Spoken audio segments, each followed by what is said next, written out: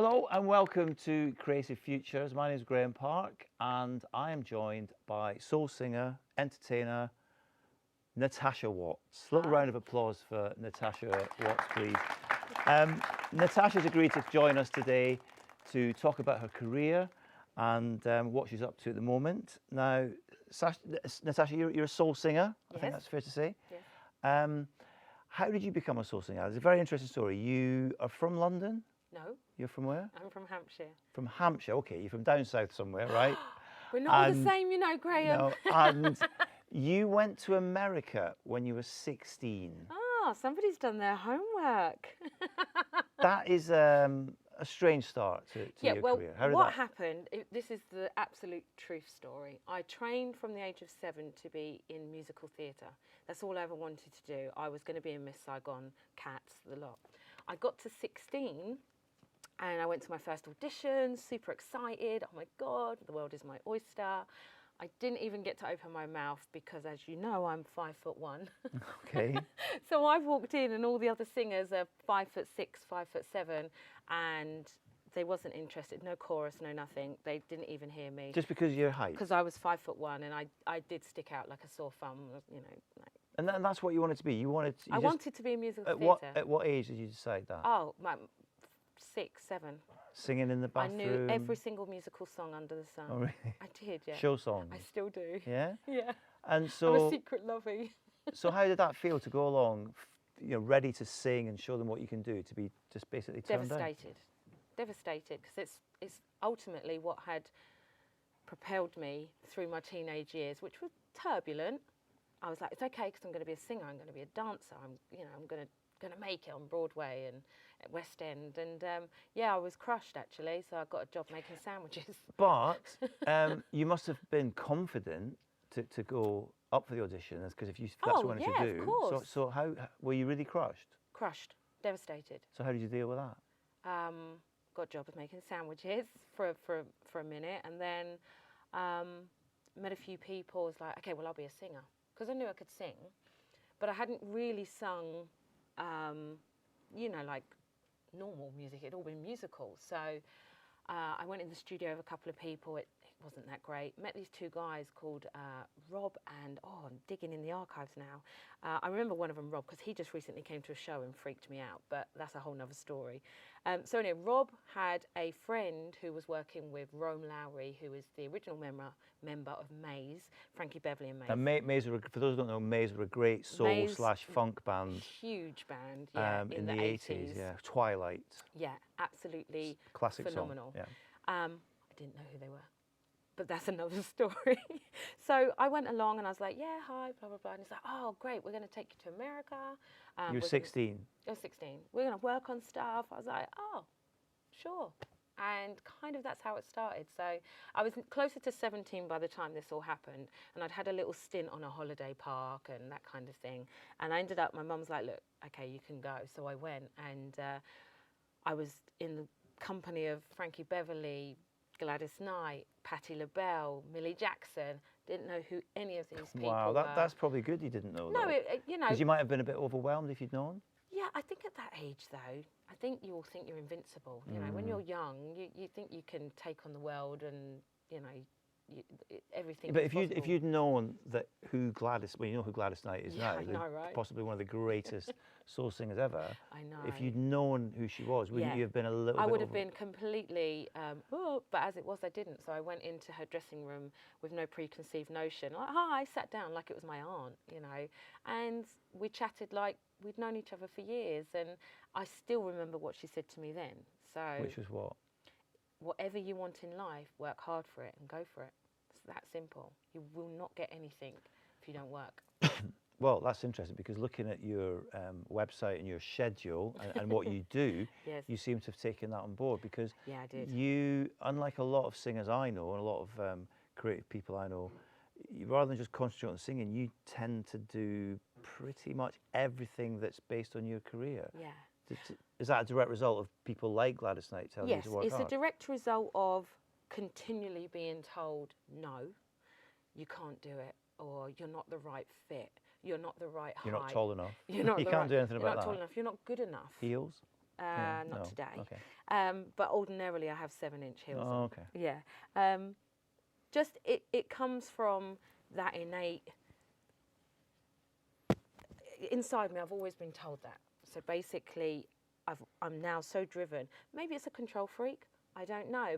But if I stop and let other people do for me, are they going to do really for me what I do for myself? I don't think anybody works harder for themselves than themselves. You can pay someone all the money in the world, but they'll never really work for you as hard as you're going to work for yourself if you're driven, if you've got that drive. Yeah, I suppose if you were relying on an agent Yeah. and the work wasn't coming, you can't pick up the phone and shout down the phone Where's my booking? to yourself, though, do you? So No. Well, how do you approach getting work? Well, I have to eat. I have to pay my bills. I want to invest in my new albums. I want to go on holidays. I want to have nice things. That is not going to happen if I sit there waiting for the phone to ring. So I never do. So I'm constant. You know, I do 14, 15-hour days. I've converted the back room in my house. It's a proper office.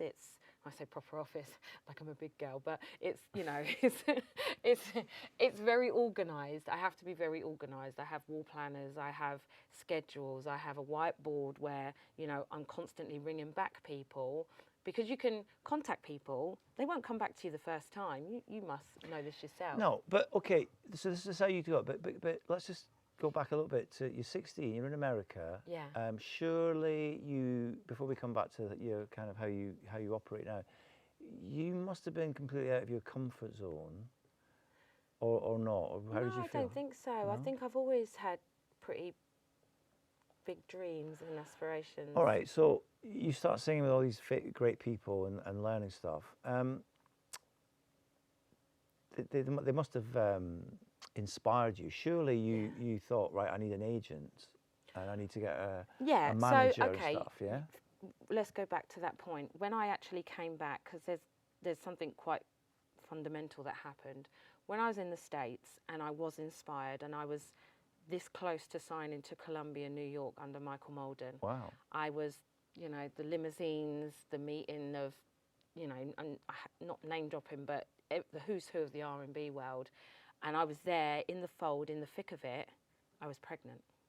I didn't know. Yeah, I was going to come to this. Yeah, yes. I was pregnant at that moment when I was in negotiations to sign to Columbia, New York. And that was off the back of being in the States and meeting everybody and everyone going, oh, we've got this girl, Natasha Watts. So I've had that moment, you know, they're like, we're going to change your name and put a Z at the end because they thought it was better. I don't know. But I was like 17 and I was like, oh my God. And I didn't have guidance. There was no one really. My mum and dad were behind me, but they weren't guiding me. They were just letting me get on with it. Right, okay. But like I said, so I remember sitting in the Mayfair Hotel in London, having this huge meeting about, right, we're going to go take you to New York and you're going to blah, blah, blah. And I'm like, but I was pregnant and I didn't know. And literally a week later, I found out I was pregnant and I told them, next. Really? That Yeah. brutal? It was that brutal. And how did that make you feel? Well, it wasn't the first time I've been crushed. No. No, so it was a case of, you know, I'd lost my job in America, I'd come back home, I was pregnant, I was a single mum, all these things, and I just turned 18. So you hang on, you go to America and you're working with and hanging out with icons of soul music. I was in Kirk Franklin and the Family. I was in the choir. And I was in the choir. you're lined up for a recording contract. Yeah. Did with Jermaine Dupri's dad. That's who Michael Molden is. I didn't know that at the time. Just want to put that out there. Gosh, that is a cruel twist. It's not though. Why is it not? It's not cruel. It's a lesson learned. It's only cruel if you harbour that resentment for the rest of your life and you do nothing about it. That wasn't an option for me. First of all, I had to step up and be a mum, and I had to be a good mum. I had someone who depended on me. A single mum? Yeah, single mum. Gosh. No money, not a penny. There was days I didn't eat, you know. But I had love from my family because we're all in it together. But one thing we all had was this family bond, and you know, if you're not going forward in life, and it's not a sob story because that's just life, isn't it? You have to decide which road you're going to take, and you have to stick to it and say, well, this is what I want to do. And that's what I did. Well, I know this is a fact, but you are very much a glass half full person, Oh God, correct? yeah. Yes. Yeah, I don't. Okay. I haven't. Well, I think as well, and again, you know, I know we're talking about my life story, and it seems a bit weird. I'm not that narcissistic to be, you know. I'm always feeling a little bit uncomfortable, but the road hasn't been easy, you know. But you have to make it work, because you don't get a second try. Or as far as I know, we don't get a second try. So you have to just keep going, even if it's in the face of adversity and it's awful. And there's been awful times, but write a song about it. Write a song about it. Very good. So hang on. So you're back in the UK. Yeah. You're a single mom. Yes. You've got a baby. Yes. Do He's you, amazing, by Do the you way. carry on singing? No. What happens then? Well, I have to get a job. I have to get a job. I have to be in the real world. I have to, you know, I got a job cleaning bottoms. Okay. Because you do what you got to do. I was cleaning toilets. I was a barmaid. Because I'm skillless. I've got no skills here. All I know is to sing. That's it. And You say skillless. Well, that's not true, because you're a great singer, and Yeah, we'll come to that. We'll see that later. But did you? How was your school / education experience? Because we're here at university. yes. Well, the truth be told, I have no qualifications. I left school at 13. 13. Not by choice. Okay. Wasn't by choice. I wanted to cartwheel down the corridor, Graham, and they didn't let me. So I was classed as a troubled child, and But what do you I've do got when you real sing? issues with that Okay. now. Yeah. And I talk to a lot of kids about this, and even my own son had a similar situation. My son is sports mad. All he wanted to do was kick a football, run with a rugby ball, jump over just anything sports. He is not academic. And fortunately, because of my experience, I was able to say to the school, hang on, it's not all about maths, science and English. Okay, we need it. You need your English. But if he wants to run and kick a ball and be this amazing sports person, I mean, that didn't happen, but that's beside the point. But at the time, if that's what he really wanted to do, who are we to tell him he can't? So I had this bit of, you know, loggerheads, because when I was at school, all I wanted to do was dance and, like I said, cartwheel down the corridor or triple pirouette into the maths room. I got told off for that several times. So because I wasn't adhering to, yes, miss, no, miss, I struggled, you know. They'd probably say I had ADH now. I don't have ADH, but they'd probably say along those lines, oh, she's got ADH, stick her on some tablet or something, calm her down. But all it was is I just wanted to sing and dance. So I got kicked out of school at 13. They sent me to a mother and baby unit. I didn't have a baby. What was I doing in a mother and baby unit? I was like, I didn't want to be there. And you know what? I love my parents, because they never gave me a hard time about it. In other ways, my mum taught me how to cook, and she taught me how to clean, and, you know, she taught me home skills. And yeah, so I left school not reading and writing properly. Not reading and writing, but you run your own website. You do your own social media. I've come a long way. You have. I read books and everything now. No, I started to read books when I was at home, like 19. And it started off slowly, but I love reading now. I love it. And I just, you know, over a period of time. So no, I don't have maths, English and all that. Okay. So you're a single mom with a young child back in the south of England. Yes. South of Watford. South of Watford, yeah. How did you worm your way, or how did you get back to singing? Well, I mean, hang on, how old's your son now? So let's roll forward. Taylor is, well, he's 21 now. 21? He's 21 now. Wow. Yeah, next month. I'm God. so excited. Yeah, I I bet. nearly said what I was doing for his birthday, but he might be watching Oh, he might live. be watching, yeah, okay. Yes, keep that I can't quiet. say that. Yeah, keep that quiet. But no, roll forward. Taylor's about 7. I join a band at a university, and it just gives me the bug. It just gives me the bug again. I was teaching performing arts at Thames Valley University. I did a whole semester there. That's interesting. So you didn't go to university. No, but I You've taught done there. education, but you Yeah. were asked to teach, presumably because of your experiences. Yeah, well, the head of the performing arts department was married to the drummer from this band that I joined. Right. And because of my personality and performance, oh, you'd be great in the performing arts department. Me being me, yeah, of course I would.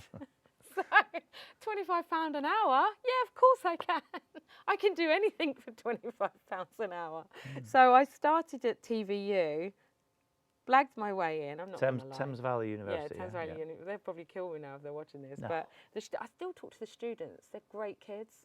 So they were like 17. I was 25, 26, something like that. So relatable. So anyway, I did this for a whole year. They all passed their exams with flying colours, I'm hastening to add. How I got them through it, I don't know. I couldn't mark their papers.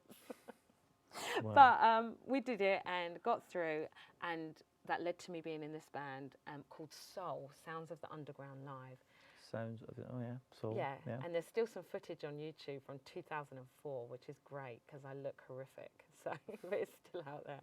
And then from there, I met another band called Function, where I had my first ever release, and that was called Drop In. And we had an album out on P-Vine in Japan, and it, you know, again, that was probably the catalyst. But that by then it was 2006 into 2007. So I was kind of dabbling in trying to get my own stuff with the house music and trying to make connections. It was going quite slow. But then 2007, which is probably the defining moment in my life, was when I lost my mum. So she got really sick with cancer. Everything got put on hold. She survived until March the 8th, 2008. And it just changed everything. And that's when I never went back to a normal job. I took about a year and a half out with the help and support of my husband, who wasn't my husband then. Right. And, you know, he was just, you know, that was my darkest moment. I think that is. So life's already thrown these three big things at you. But they're not that big. But you just grab them and but learn from them. Yeah, I don't think, they're not that big. It could always be worse. Throughout the whole thing, I've had my health. Yeah. Throughout the whole thing, I've had a roof over my head. Might have been in debt, might have had rent arrears, but I've had a roof over my head. And you have to look at that from the point of view, that's still so much more than most. So I never really lose sight of that, but I'm more like that now since losing my mum. So anyone watching this who wants to be a singer or wants to be a musician or a performer, what advice would you give them to them based on everything you've said? Based on everything. So coming into 2008, no holds barred. You've got to make this work for yourself. Whoever wants to come into this industry. But was that like you woke up one day and said, it's right, like it's today epiphany. is the... Yeah, it's an epiphany. You don't look back. It's actually something my mum said on her deathbed, really. You know, if you want it, go get it. Which reiterated what Gladys said all those years ago. And I think it's very easy to sit there and wait for people to decide your destiny. Because ultimately, most people that are in the public eye have had that happen because somebody's decided we're going to make you a star, or, you know, they'll have that passion, but most times it's help. But you haven't had that person who said we're going to make you a star. You've said to yourself, I want to be a star. Now I have, yeah. I mean, when I was younger and at the Michael Malden thing, they were like, yeah, you're gonna be the new whatever. But now, no, it's wholeheartedly me. You know, I'm in my 40s now. No one in the pop world is interested at all. I know my lane. I'm sticking in my lane. I've got a lovely bunch of cars behind me in my lane, and they're gathering momentum. Do you think, I mean, traditionally, up until about maybe 10, 15 years ago, if you wanted to be a singer, you needed the support of a record company? Yes. But technology, social media has ripped up the rule book, and you've embraced this. I have, and I'm also quite sad about the internet, because I think it's an amazing thing, but I also think it's a negative thing. You know, and I'm not going to go into too much negativity, but with everything great comes negative stuff. But for me personally, without the access to the internet, I wouldn't be doing this, because I would never have been able to have that platform. You know, and it's not even that I've got this massive social media following, because I haven't, because my core following, they're like 45, 50 and up. they come out to shows. That's where I get, Right. you know, I'd love to tap into a younger market and get, you know, but I'm like someone's mum. They're not, It's all, they're not it's all really- relative. It's all relative. Yeah, but it's for a younger market now. If I was young, You with- are young. well, no, but I mean, young, like my Okay. son's young, yeah? Okay. Like students here, yeah. Yeah, like if I have my time again, knowing what you can achieve on your own now with the internet, with your own drive, 100%, I'd be a multimillionaire. 100%. Let's talk about recording Yes. technology, because again, traditionally, up until maybe 25 years ago, 30 years ago, you would have to spend a lot of money hiring a studio, an engineer, Yeah. professional musicians, lots of equipment. Now, Yeah. you can, with a laptop, I know, make right? something fairly decent. It's Logic. Talk us GarageBand. how do you go about recording?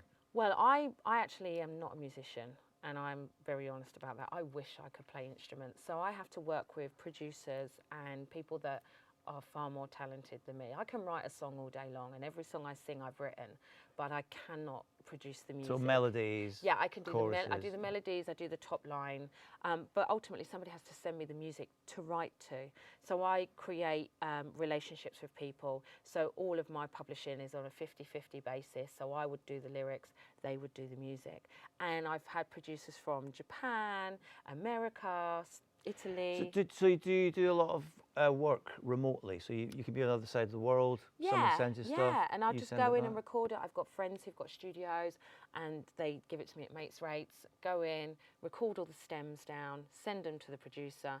I get a finished song back. What do you prefer though, working in the studio with someone or working remotely, or does it make no difference to you? In the studio. I'm glad you said that, because There's a we we are working together in the studio Tomorrow. yes, which I'm very much looking forward Yeah, to. I haven't worked together with somebody in a studio since my second album. And when was that? That would have been nearly 2 years ago. So everything else has been remotely since. So yeah, I hope I don't get on your nerves. No. You won't. I think maybe though, we might have to ring ahead and get the place tidied up a bit though. Is Okay. it disgusting? Is No, it no, no. it's- All right. Now, in 2013, this is interesting. 2013, just to prove that the way you've approached your career is working, you must be doing something right. In 2013, you won a Best New Soul Act award. I did, yeah. And then 3 years later, you won the Best Current Soul did. Act award. So that proves that. Voted for by the public. You know. But you have a very strong bond with your public, don't you? Yeah. Because not only do you run all your social media, but you at a concert can be seen in the foyer. I sell selling yeah. your own I merchandise. do everything unless my husband comes. It's not plural. Unless my husband comes with me, or maybe my sister might come, or I might have a friend come. My dad comes everywhere with me, and he's getting very good at giving out my flyers. He's 75, and he actually has his own following. Really? It's so cool. Brilliant. I'm like, I've hooked my dad up. He's loving life. Really? He's loving life. I bet he is. He said to me the other day, "Can I have an Instagram?" I was like, "No, Dad, just 75. Doesn't need that." But no, I will literally come off stage. I mean, tonight I am next door with Shalimar. That's right, yeah. And I will, as soon as I finish, come off stage. And it's how I sell most of my merchandise, because I'm there. I'm in front of people. So it's, you've So got to be all round. So you're not one of the singers who locks himself in the dressing room and Oh, has God, and no. all these demands. No, I can't. But I mean, look, you've worked with Candy Staton, Lisa Stansfield, Betty Wright. We've mentioned Gladys Knight. You must have Fatback Band, Fatback Band. SOS Band, Atlantic Star, Frankie Beverly, yeah. Those of you who don't know who these people are, look them up. These are epic, legendary soul funk artists. It's a great artist. You must have seen some diva activity in your time. Handbags, demands. I've seen a little bit, yeah. Yeah. I think if I told you You one never tempted though to go, oh, I might just. No, there's one story. So roll back, I was 18, and I said to you, I was, in this little bubble of R&B world, and I was backstage, and because I didn't really know a lot then, but I was wearing a suit because I thought it looked good. It didn't look good. It was really bad. It was What decade was yellow. this? It was yellow. Yellow suit. It was a yellow suit, 1995. Yeah. It was horrific. Anyway, I was wearing this suit, and I could have been anybody. No, but I could have been anybody. And TLC, who were huge at the time, Yeah. they walked into the green room with Jodeci, who were also huge. And I was like, oh my God, these people, big fan. So I just kind of was like, hi. And they're like, who are you? I'm just going to go over there. But what it did, which is probably a really good thing, is I will never, ever have anyone be able to say Natasha Watts isn't friendly or Natasha Watts was rude. I cannot understand why anyone would be rude in that environment. Yeah, I don't get it. I'm kind of with you on that. I don't get it. Yeah, well, you know, when Yeah. we've been away and we've done shows, you are nothing if you don't have a following. You can't be there if you can't be happy with the people that have helped put you there. So are you always happy to give a selfie? Always. Always? Always. What, you mean absolutely always? Even when not people have sometime? smelt, I've still done it. Smell. I'm being honest. Yeah. Because yeah. you know as well. I do, yeah. It can happen. I'll and you make just sure go, I use deodorant next time, sorry. no, always happy. Always. Yeah. Okay. So you've worked very hard. Yes. That's clear. You've enjoyed I the whole love thing. it. You've learned a lot.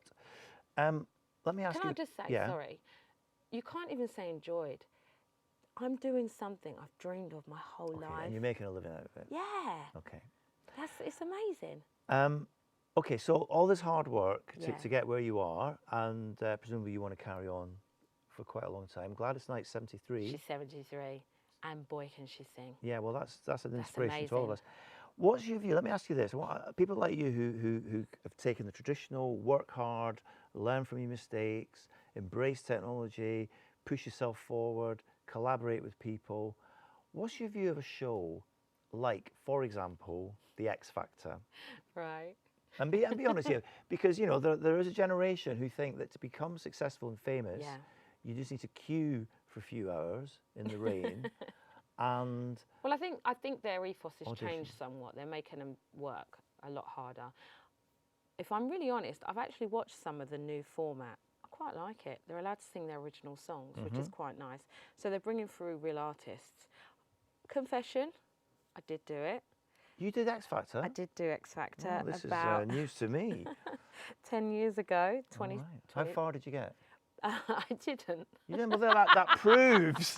Doesn't that prove? No. No, I don't know. it's sorry, I got something in my eye. I got to boot camp, and it was the year that Shane Ward won.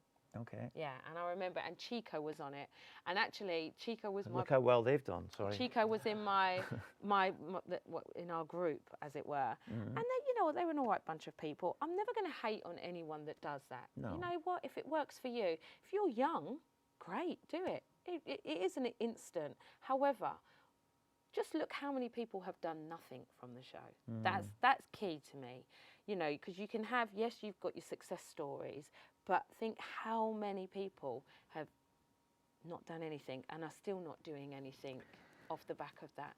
And that's what I find worrying, because you see a lot of amazing musicians and talented singers that now are absolutely nowhere to be seen. What happened to them? You know, I find that quite worrying, because does it destroy them to the point where they can't do anything more? You know, some of the winners who have left said record label that owns the whole thing, nowhere to be seen. And I think that's really sad, because everyone should have a longevity. Everyone should still be able to go out there and gig at least. Yeah, but don't you think the public can be quite fickle? The public are very fickle. I'm scared to death of them. Because But you said earlier that you've got your lane and you're going Yeah. to stick to your lane. Do you never fancy maybe changing lanes to see what it's like, going a bit faster or I've going changed a bit lanes slower? a couple of times. Yeah, and Dipped my toe in, nearly had a side collision. Oh, yeah. So I came back. that was See going what I to the did drum there? and bass. Yeah. No, I think because I need to be honest with myself. You know, I do house music. I love it. I love dance music. I am quite happy to stand up in Ministry of Sound in a leotard, pretending I'm someone young for one night. It's great. I can do that.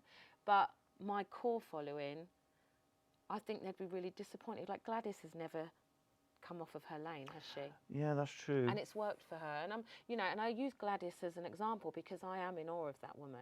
And if I have can have the lifespan of career that she's had, I'll be a very happy woman too. So it's not that I don't want to pick up younger followers. I do. Yeah. I do, of course. But I don't want to compromise my sound to pick them up. I get you. I want them to You find me. You want to stay true to your... Yeah, I want them to find me organically. Organically, yeah, that's good. But saying that, last week, interestingly enough, because we was at Wolverhampton University, so there was a lot of younger people. I sold more CDs to the younger people than I did to the older lot. Really? Which I thought was great. Oh, that's good. They've been embracing the older women. He's laughing. Don't laugh at that. Sorry to mention Gladys Knight again. Yeah. What's your favourite Gladys Knight song? You're the best thing. Yeah? Have you ever sung a Gladys Knight song? Yeah. Loads of times. Loads of times, yeah? Of course, after going on tour of her, I was like, I need to sing her song. Did she give you any singing advice or tips? Or did you learn from watching her? I learned an awful lot, yeah, because I would stand in the wings every night. Just the woman is effortless, and I mean, her show, she would rehearse for 3 hours in sound check before the show. 3 hours? Yeah. Wow. I was like, this woman is like a machine. But you don't want to cross her, do you? Because apparently she's got a license to kill. Oh, I see what you did there. That was so bad. That's my favourite. That's one of my favourite Gladys Knight songs. That's terrible. I apologise. What's your biggest show? Royal Albert Hall. Yeah. What? Tell us about that. With Gladys Knight. With Gladys Knight. Wow. Sold out. Yeah. That must have been a buzz. You don't get much better than that. I actually was sobbing before I walked out, just because it was a mixture of emotions. I was like, well, my mum here, and it's the whole, to this moment, I've got this gig. I asked the promoter, it's like, yeah. But hang on, you're at the Royal Albert Hall. Yeah. Historic, legendary venue, and everyone's there to see Gladys Knight. Yeah. Really, they're not there to see you. Was that not a little bit intimidating? No, by the end of it, I got a standing ovation. Oh, that's brilliant. Yeah, and that made me cry again. What, I'm not emotional, I promise. What do you prefer, big, massive gigs like that, or small, intimate gigs, or do you not have a preference? Not have a preference. What I prefer is when people are smiling, and when people go, they appreciate what you've done, whether that's 5 or 5,000. Well, I did a gig with you in Dubai. Yeah. It was this year, wasn't it? It was. And that was just very small. You with a mic. Yeah. And you really worked the crowd. Is that basically what you do every show? Yeah. Yeah, I think that comes back from my sort of holiday park days. People. I'm an entertainer, and that's what I like to think. I couldn't just stand there and sing. That would be really boring. So I like to interact and get them singing, and not cheesy, not cheese fest, because you can do too much, but just, you have to be rememberable. I can't say more words. Memorable. Memorable. Yes. You have to be memorable, and so for me, it's important they remember who I am. What's the most bizarre request? You mean, like me, you must get the odd private request. Have you had any bizarre requests? Funny enough, it was about 4 years ago, and I was asked to go and walk into a curry house holding a cake, singing Happy Birthday. Yeah. To what is now a really good friend of mine, but at the time he was a massive fan. And we struck this friendship, and I drove 2.5 hours to go and sing Happy Birthday for him and his friends. And he was absolutely blown away. That's on YouTube too, actually. Oh, okay. But I think that was probably the strangest request. Yeah. Just before you're going to sing us a couple of songs. Just before we do that, a couple of more questions. What can people expect from you tonight? Because you're supporting Shalimar, the legendary Shalimar. Yes. Here at the William Aston Hall at Glyndwr University in Wrexham. Yes. What can people expect from you tonight? I do half an hour, all originals. No, I don't. There's one cover, sorry, I lied.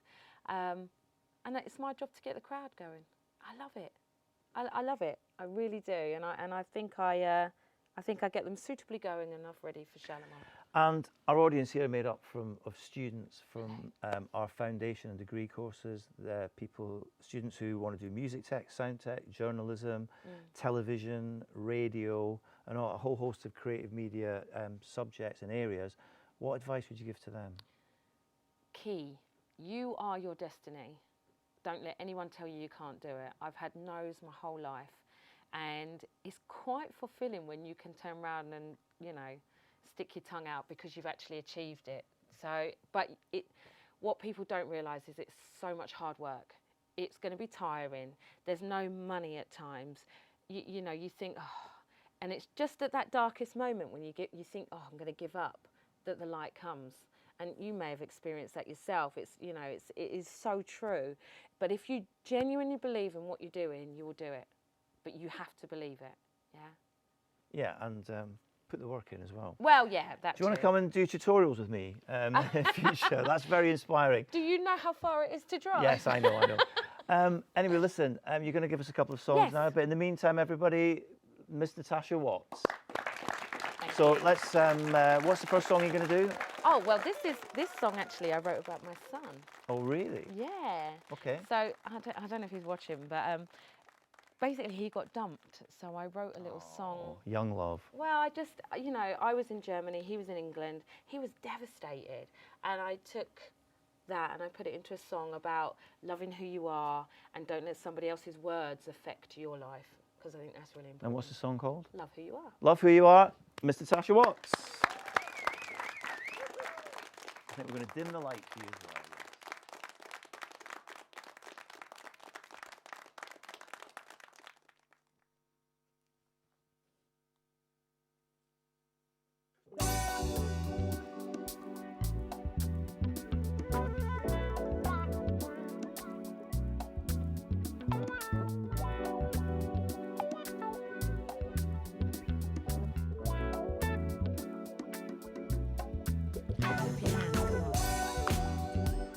Ooh, yeah. Oh. La, la, la, la, la. Make a difference if you like. Change somebody else's life with your words. No one tells you how to live. The road you take don't always want to give. Ooh, yeah, you have to learn fast. Give them what you know and always the past. Sometimes it's gonna leave you feeling foolish. That's when you just have to brush it off. Yeah, yeah, yeah. So live life, love life, and feel some happiness, and don't take for granted just what you have, and live right, don't fight. Tomorrow waits for you, and love who you are inside, yeah. Live life, love life, your life and live it right. Don't take for granted, no, no, no, no, no, no. Yeah, live your life and live it right, and love who you are inside.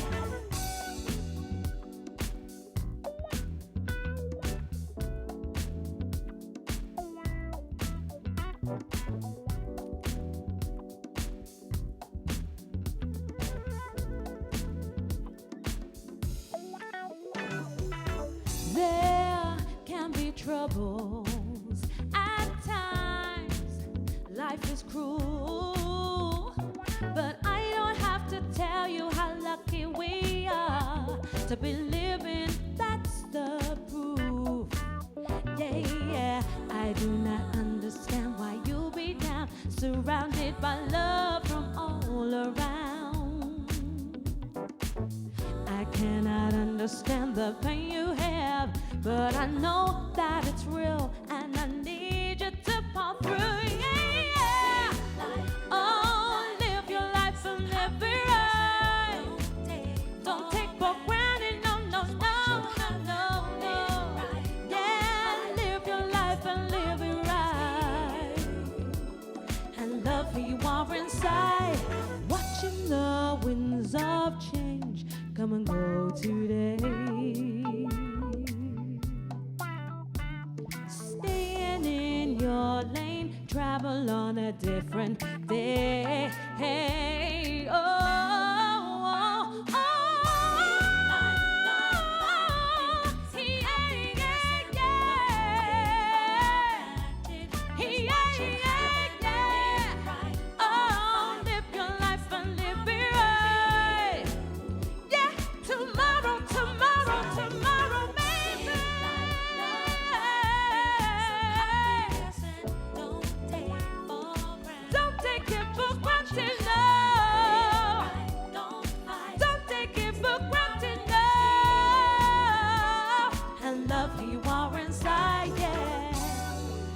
you. Thank you very much. Would you like another one?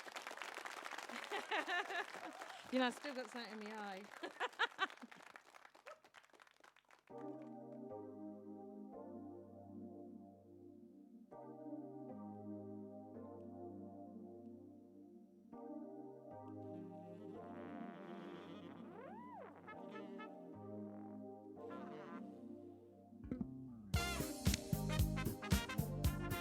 Come on. Don't look so sad.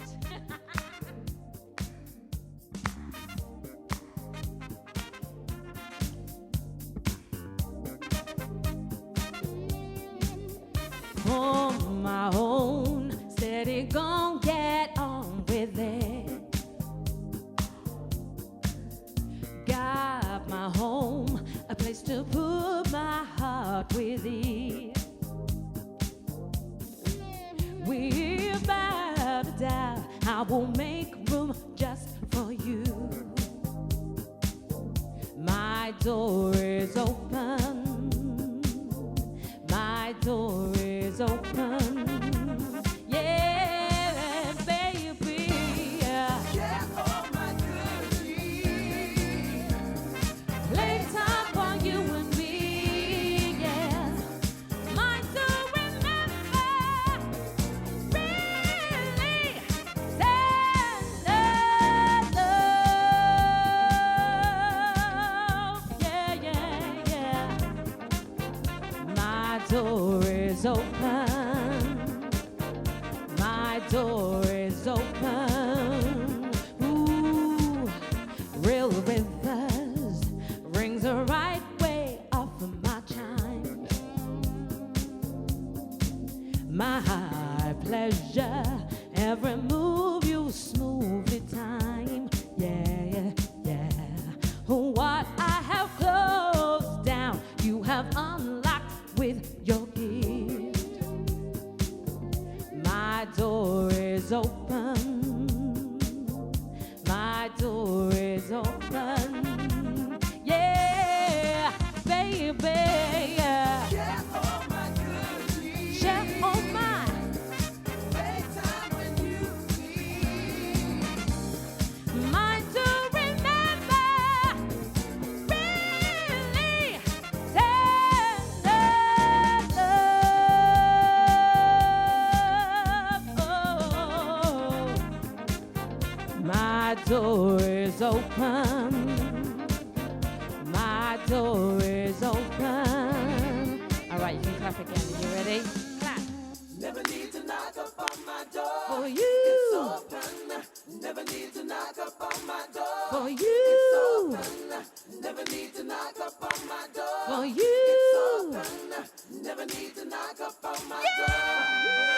Yeah, yeah, yeah, yeah.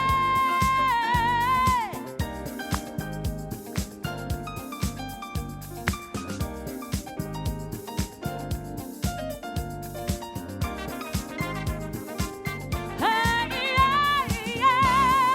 Yeah, all my goodies. Share all my goodies. Playtime when you Hey, mine to remember. Really tender love.